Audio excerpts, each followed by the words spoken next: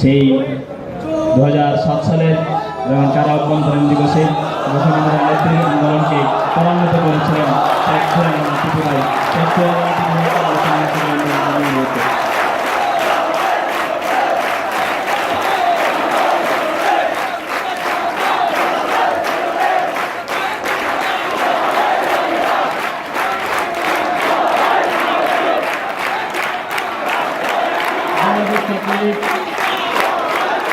কেন্দ্রীয় কার্যকরী সংসদ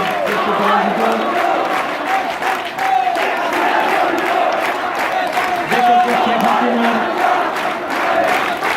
কারান্তরীণ দিবস উপলক্ষে আজকের এই আলোচনা সভা সবার সম্মানিত সভাপতি বাংলাদেশ ছাত্রলীগ কেন্দ্রীয় কার্যকরী সংসদের সভাপতি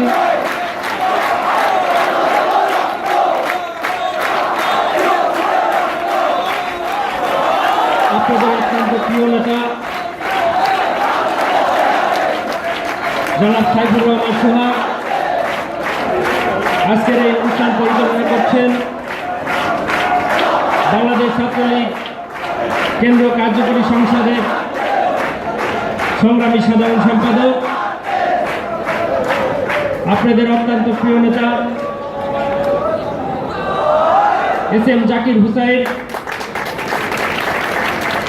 ইতিমধ্যে আপনাদের মাঝে বক্তব্য রেখেছেন ঢাকা বিশ্ববিদ্যালয় ছাত্রলীগের সংগ্রামী সাধারণ সম্পাদক মুতাহার হোসেন প্রিন্স বক্তব্য রেখেছেন ঢাকা বিশ্ববিদ্যালয় ছাত্রলীগের সংগ্রামী সভাপতি আপনাদের প্রিয় নেতা আবিদ আল হাসান বক্তব্য রেখেছেন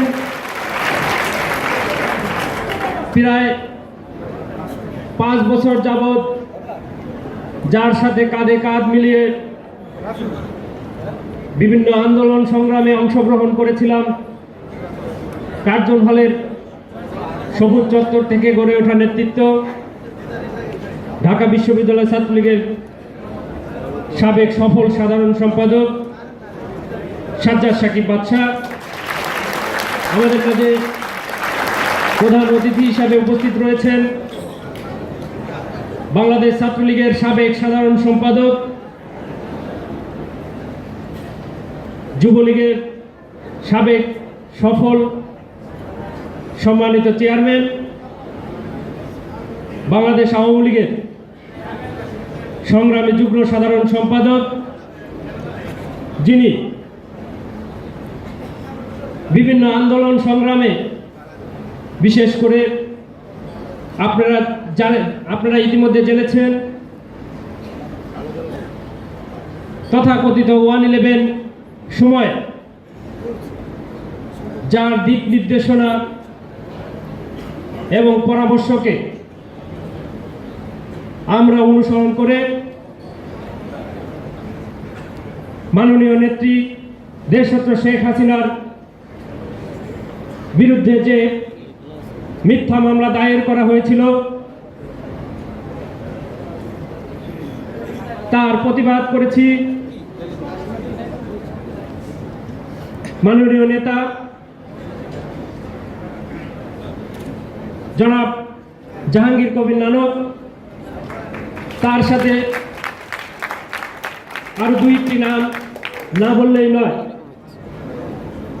সে সময়ে আমার মনে আছে নানক ভাই আজম ভাই সাবেক সভাপতি লিয়াকত ভাই খালিদ মাহমুদ চৌধুরী সাইফুজ্জামান শিখর ভাই প্রত্যেক দিন নানক ভাইয়ের সাথে এবং লিয়াকত ভাইয়ের সাথে বাদশা এবং আমার সকালে এবং রাত্রে প্রত্যেক দিন আমাদের রুটিন আমরা অপেক্ষা করতাম কখন তারা আমাদেরকে ফোন দেবে এবং বাদশা এবং আমি এক ফোনে সবসময় তাদের পরামর্শ নিতাম এবং পরবর্তী কর্মসূচি ঠিক করতাম কিভাবে সেই তথাকথিত 111 সরকারের বিরুদ্ধে জনমত গড়ে তুলে সকল ছাত্রছাত্রীদেরকে সাথে নিয়ে তার প্রতিবাদ করার জন্য সবসময় ব্যস্ত থাকতাম।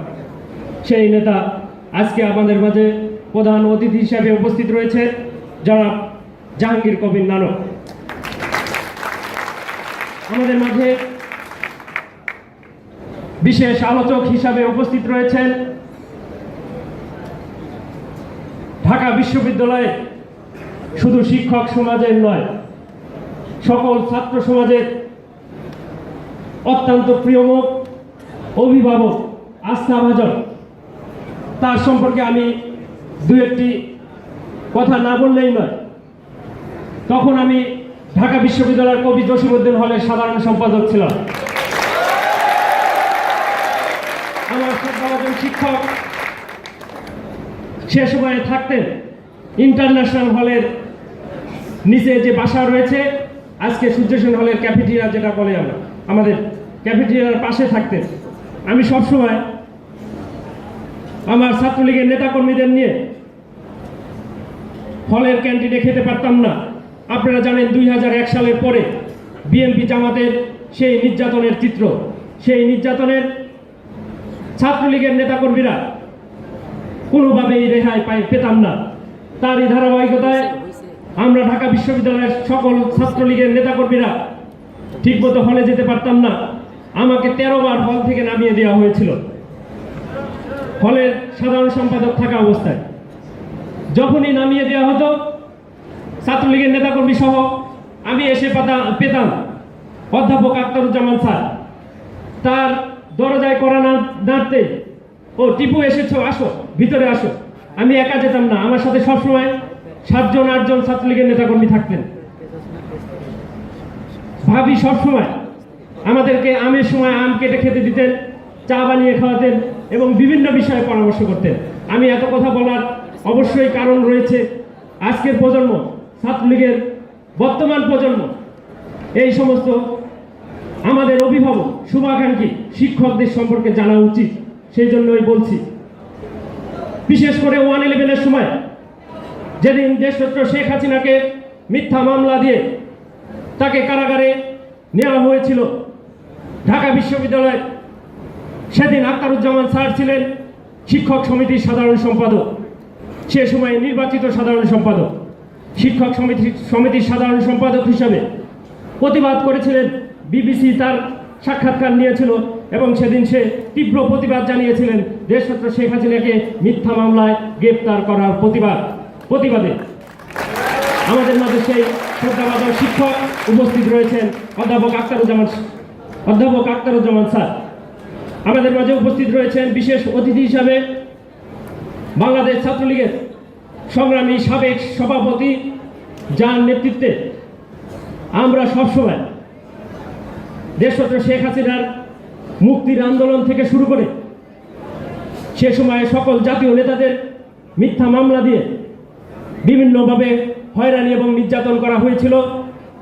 আজকের সেই নেতা, যার নেতৃত্বে আমরা সেদিন রাজপথে থেকে আন্দোলন সংগ্রাম করেছিলাম, সাবেক ছাত্রলীগের সাধারণ সভাপতি জনাব মাহমুদ হাসান রিপন সে সময় সাধারণ সম্পাদক ছিলেন এবং 111-এর সময় প্রথম নির্যাতনের শিকার হয়েছিলেন। ছাত্রলীগের সাবেক সাধারণ সম্পাদক সহ 6 জন নেতা প্রথম নির্যাতনের শিকার হয়েছিলেন। সেই নেতা আজকে আমাদের মাঝে নেই, থাকলে আরো ভালো হতো। তরুণ প্রজন্ম তার মুখ থেকে অনেক ইতিহাস জানতে পারতেন। তিনি 19 মাস কারাগারে থেকে নির্যাতনের শিকার হয়ে জেল থেকে মুক্তি পেয়েছিলেন। জনাব মাহফুজুল হায়দার চৌধুরী রটন আমাদের মাঝে উপস্থিত রয়েছেন বিশেষ অতিথি হিসাবে ছাত্রলীগের সাবেক সফল সভাপতি, যিনি ছাত্রলীগকে সুসংগঠিত করার জন্য, সারা বাংলাদেশের ছাত্র সমাজকে সুসংগঠিত করার জন্য দিনরাত নিরলস পরিশ্রম করেছিলেন, সাবেক সফল সভাপতি বদিউজ্জামান সোহাগ। উপস্থিত রয়েছেন বাংলাদেশ ছাত্রলীগের সংগ্রামী কেন্দ্রীয় নেতৃবৃন্দ, ঢাকা বিশ্ববিদ্যালয়ের নেতৃবৃন্দ, বিভিন্ন হল ইউনিটের নেতৃবৃন্দ, সবাইকে আমার পক্ষ থেকে সংগ্রামী অভিনন্দন এবং শুভেচ্ছা। সংগ্রামী বন্ধুগণ, আলোচনা করবেন সম্মানিত নেতৃবৃন্দ। আমি শুধু সেদিন 16 জুলাই 2007 সালের দু একটি কথা বলে আপনাদের কাছ থেকে বিদায় নেব। 2007 সালে 16 জুলাই, তার আগে আরেকটি কথা বলতে হবে। আপনারা জানেন মাননীয় নেত্রী দেশরত্ন শেখ হাসিনা আমেরিকা গিয়েছিলেন সুচিকিৎসার জন্য। যখন সুচিকিৎসা শেষে বাংলাদেশের মাটিতে, এদেশের মাটি ও মানুষের টানে ফিরে আসতে চেয়েছিলেন, তখন সেই তত্ত্বাবধায়ক সরকারের তথাকথিত তত্ত্বাবধায়ক সরকার মাননীয় নেত্রীকে এদেশে আসতে বাধা দিয়েছিলেন। সেদিন আমার মনে আছে 22 এপ্রিল যখন আমরা জানতে পারলাম বিবিসি CNN এর মধ্য দিয়ে আমাদের প্রিয় নেত্রীকে আমাদের মাঝে আসতে দেওয়া হবে না, তার ফ্লাইট ক্যান্সেল করা হয়েছে, ঠিক তখনই বাদশাহ এবং আমি বিকেলবেলায় ভাবলাম এর একটা প্রতিবাদ করতে হবে। আমরা যদি ঢাকা বিশ্ববিদ্যালয় ছাত্রলীগ প্রতিবাদ না করি তাহলে এই প্রতিবাদ কে করবে? সেদিন বাদশাহ এবং আমি 22 এপ্রিল সন্ধ্যা 7টা কিংবা 7:30 বাজে, প্রচুর বৃষ্টি হচ্ছিল। আমরা ভাবলাম বিশ্ববিদ্যালয়ে না, আমরা রাজপথে থেকে আমরা এই সিদ্ধান্তের প্রতিবাদ জানাবো এবং মাননীয় নেত্রীকে দেশে আসতে কেন বাধা দেওয়া হচ্ছে তার প্রতিবাদে আমরা কি করতে পারি। শাহবাগে গিয়ে সেদিন প্রথম প্রচণ্ড বৃষ্টি হচ্ছিল।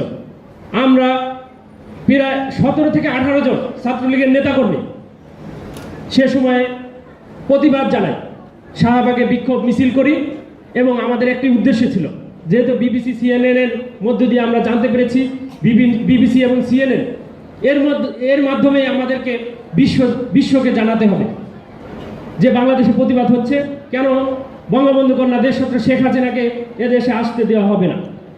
আমরা সেদিন শাহবাগে সেই মিছিলের মাধ্যমে প্রতিবাদ জানিয়েছিলাম এবং বিবিসি সেটা প্রচার করেছিল। আমাদের উদ্দেশ্য সফল হয়েছিল। বিবিসি প্রচার করেছিল দেশরত্ন শেখ হাসিনাকে, বঙ্গবন্ধু কন্যা শেখ হাসিনাকে বিদেশ থেকে বাংলাদেশের মাটিতে আসতে দেওয়া হচ্ছে না। এই জন্য ঢাকা বিশ্ববিদ্যালয়ের ছাত্ররা সেদিন প্রতিবাদ করেছিল। এটি বিবিসির মধ্য দিয়ে আমরা জাতিকে জানাতে পেরেছিলাম। এই কথাটি বললাম এই কারণে, ষড়যন্ত্র তো তার আগেই হচ্ছিল। দেশরত্ন শেখ হাসিনাকে বিভিন্নভাবে ষড়যন্ত্র করে আটকানোর চেষ্টা করা হচ্ছিল। এই কারণে আপনাদেরকে জানালাম 16 তারিখের আগের ঘটনা, একটি ঘটনা। 16 তারিখ আমার মনে আছে সন্ধ্যা, তার আগে ওই ঘটনার মিছিল করার কারণেই শাহবাগ থানায় অলরেডি আমার এবং বাদশাহ সহ আরও নেতাকর্মীদের নামে মামলা হয়েছিল। স্বাভাবিক কারণেই জরুরি বিধিবিধান ভঙ্গ করার মামলা, অত্যন্ত কঠিন মামলা। আমাদেরকে গা ঢাকা দিয়ে আন্দোলন পরিচালনা করতে হবে এবং আন্দোলন করতে হবে এবং কোনো প্রকার পুলিশি যাতে হয়রানির শিকার না হই, ধরতে না পারে, সেজন্য আমাদের বিভিন্ন কৌশল অবলম্বন করতে হয়েছিল। তো আমরা বাদশাহ এবং আমি দুইজন দুই জায়গায় থাকি। সন্ধ্যার সময় আমরা ভেবেছি সেদিন রাত্রে কোপা আমেরিকা কাপের ফাইনাল খেলা, ব্রাজিল এবং আর্জেন্টিনার খেলা। আমি থাকতাম নাখালপাড়া। আগে বাসায় গিয়ে একটু ঘুম দেবো, এরপরে উঠে খেলা দেখব। তো প্রস্তুতি নিচ্ছিলাম খেলা দেখবো রাত্রে। সেদিনও বৃষ্টি হচ্ছিল রাতে। তো কিছুক্ষণের মধ্যে সুধাসদন থেকে আমার কাছে একটি ফোন আসলো, মাননীয় নেত্রীকে কোনোভাবে হয়রানি করা হতে পারে। এদিকে র্যাব, পুলিশ, আর্মি, বিডিআর সহ অনেক গাড়ি অবস্থান নিয়েছে, তোমরা একটু সতর্ক থাকো। যদি এ ধরনের কোনো সিদ্ধান্ত হয় তাহলে তোমাদেরকে মাঠে নামতে হবে। আমি বাদশার সাথে পরামর্শ করি কি করা যায়। অনেক ছাত্রলীগের নেতাকর্মী সেদিন রাত জেগেছিল। তারা ভেবেছিল খেলা দেখবে, কিন্তু সবাইকে আমরা ফোনের মাধ্যমে অ্যালার্ট করি, বাদশাহ এবং আমি ফোনের মাধ্যমে অ্যালার্ট করি, যদি কোনো প্রকার এ ধরনের ষড়যন্ত্র হয় আমাদেরকে মাঠে নামতে হবে। তার আগে আমরা ক্যামেরার সামনে কখনো কোনো প্রতিবাদ করতাম না, প্রতিবাদ করতে ভয় পেতাম, কিংবা যাই হোক যে কোনো কারণেই হোক। তা আমরা ভেবেছি, বাদশার সাথে পরামর্শ করছি বারবার, যে আমরা যদি প্রতিবাদ করি এটা জাতিকে জানাতে হবে, সারা বিশ্ব মিডিয়ায় জানাতে হবে। মিডিয়া যদি না জানে তাহলে অন্যান্য ছাত্রলীগের নেতাকর্মীরা সহ আওয়ামী পরিবারের নেতাকর্মীরা মাঠে নামবেন। তাহলে কি করা যায়? যদি এই ধরনের ঘটনা ঘটে তাহলে আমরা মিডিয়ার সামনে আমরা প্রতিবাদ করব বিশ্ববিদ্যালয়ে। তো ঠিক আমরা সেই সময় চ্যানেল আই নাজমুল ছিল, নাজমুলকে বলে রাখলাম যে তুমি রেডি থেকো, আমরা যদি কোনো প্রতিবাদ মিছিল করি তাহলে তুমি আমাদের সাথে থেকো। তো নাজমুল সে সময় ঠিক আছে, সব চ্যানেলকে আবার বলাও যাবে না, বিভিন্ন সিকিউরিটির কারণ আছে, কারণ তো আপনারা জানেনই। তো নাজমুল ছিল, আমরা সারা রাত জেগে একটু ঘুম আসেনি, সব নেতাকর্মীদেরকে ফোনে ফোনে সজাগ রেখেছি যে আমরা ফোন দেওয়ার সাথে সাথে চলে আসবো। তো ঠিক যখন আজান দেয়, আজানের আগ মুহূর্তে আমরা খবর পাচ্ছি, বারবার সবসময় সুদাসদনে লোকজনের সাথে আমাদের যোগাযোগ রয়েছে, কি হচ্ছে ওখানে আমরা জানছি এবং আমাদের নেতাকর্মীদের সাথে শেয়ার করছি কীভাবে প্রতিবাদ করব। তো আমরা যখন আজান দেয়, বাদশা এবং আমি দুই বাসা থেকে বের হয়েছি। আমি থাকলাম নাখাপাড়া, আমি হেঁটে হেঁটে হেঁটে আসছি এবং সবাইকে ফোনের মাধ্যমে দিক নির্দেশনা দিচ্ছি, একবারে স্থান বলছি না যে অমুক জায়গায় আসো। প্রথমে একজনের বলছি তুমি টিএসসিতে দাঁড়াও, তুমি কার্জন হলে দাঁড়াও, তুমি কলা ভবনের সামনে দাঁড়াও, এভাবে বিভিন্ন জায়গায় আমাদের নেতাকর্মীদেরকে দাঁড় করিয়ে রেখেছি এবং সুযোগের অপেক্ষায় রয়েছি। তো ঠিক যখন 7:30 কিংবা 8টা বাজে, আমার টাইমটা অত মনে নেই, তখন বাদশা এবং আমি কলা ভবনের শেডের পাশে গিয়ে এক জায়গা দাঁড়িয়ে সব নেতাকর্মীদেরকে ফোন দিয়ে আসর করলাম, তোমরা এখানে আসো। পাশাপাশি নাজমুল, চ্যানেল আই নাজমুলকে ফোন দিয়ে আনলাম। চারপাশে পুলিশ, অনেক পুলিশ র্যাব, মানে অসংখ্য, এর ভিতর থেকেই আমাদেরকে প্রতিবাদ করতে হবে। তো নাজমুল সে সময় আপনারা জানেন, আপনাদের অত্যন্ত প্রিয় নেতা সিদ্দিকী নাজমুল আলম, সালাউদ্দিন, আজিজ, মামুন, মুস্তাক, শাহিন, রাহাত, শাহেদ, হানিফ, মুন্না সহ আরও অনেকেই, বাদশা ইতিমধ্যে আপনাদেরকে নাম বলেছে, আমি আরও ডিটেলস নামে যাচ্ছি না। তো আমরা শুরু করলাম, বাদশা এবং আমি বললাম নাজমুলকে, এই তুমি স্লোগান ধরো। নাজমুল স্লোগান ধরলেন এবং শেখ হাসিনার কিছু হলে জ্বলবে আগুন ঘরে ঘরে, শেখ হাসিনার অবিলম্বে মুক্তি দিতে হবে, এই ধরনের স্লোগান দিয়ে আমরা ক্যাম্পাসে শেডো থেকে শুরু করে মল চত্বর গিয়ে সূর্য সেন হলের সামনে গিয়ে মিছিল শেষ করছি। মিছিল শেষ করার জন্য আমরা মিডিয়ায় কথা বলব। ততক্ষণেই কিন্তু আমাদের আইন শৃঙ্খলা রক্ষা বিভিন্ন সংস্থা বাহিনী আমাদেরকে ঘিরে ফেলেছে, কিভাবে আমাদেরকে গ্রেপ্তার করা যায়। বাদশা এবং আমাকে মেন টার্গেট, আমাদেরকে গ্রেপ্তার করতে পারলে তাদের কাছে মেসেজ যে আন্দোলন, কোনো প্রকার আন্দোলন হবে না। তো সাথে সাথে সূর্য সেন হল, জসিমউদ্দিন হল সহ আরও বেশ কয়েকটি হলে রেড দিয়েছে আমাদেরকে ধরার জন্য। ততক্ষণে বাদশা এবং আমি সবাইকে এক জায়গায় দাঁড় করিয়ে এর মধ্যে থেকে সাধারণ জনগণের মতোই বের হয়ে গিয়েছি। কিছু দূর হেঁটে, কিছু দূর গিয়ে রিক্সায় চড়েছি, এরপরে বাইকে চড়েছি, এভাবে 3বার বাহন চেঞ্জ করে যখন আমি লালবাগে পৌঁছিয়েছি, তখন আর 8:30 কিংবা 9টা এরকম হবে অনুমান টাইম। তো একটি দোকানে নাস্তা করার জন্য ঢুকেছি। এখন দেখলাম মাননীয় নেত্রীকে এক পাশ দিয়ে কারাগারের দিকে নিয়ে যাওয়া হচ্ছে এবং পাশাপাশি এর প্রতিবাদ জানিয়ে ঢাকা বিশ্ববিদ্যালয় ছাত্রলীগ সাধারণ শিক্ষার্থীদেরকে নিয়ে প্রতিবাদ করছে।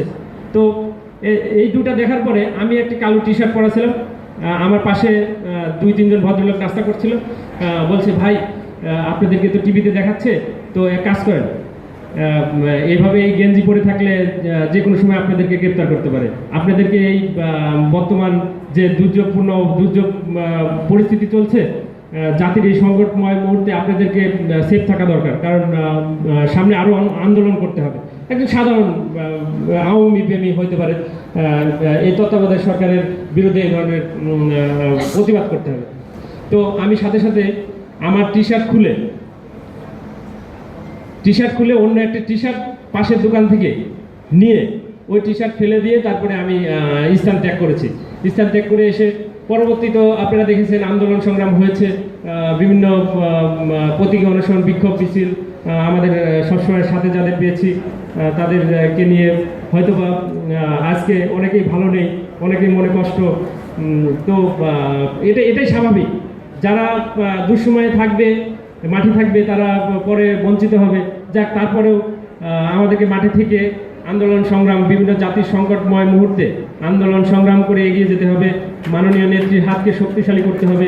আগামী দিনে আগামী নির্বাচনে মাননীয় নেত্রীর হাতকে শক্তিশালী করার জন্য, উন্নয়নের ধারাবাহিকতাকে বজায় রাখার জন্য ছাত্রলীগকেই সবসময় অগ্রণী ভূমিকা পালন করতে হবে। কিছু পেলাম আর না পেলাম এটা কোনো বিষয় না।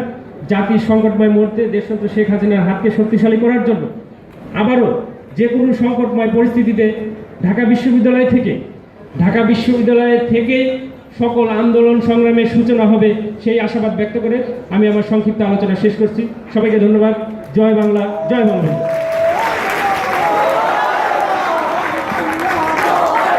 এখন আপনাদের সামনে আজকের এই আলোচনা সভার বিশেষ আলোচনার বক্তব্য নিয়ে আসছেন বাংলাদেশ ছাত্রলীগের সাবেক সকল সভাপতি, বাংলাদেশ ছাত্রলীগকে যিনি নেতৃত্ব দিয়েছেন জনাব HM বদিউজ্জামান সোহাগ।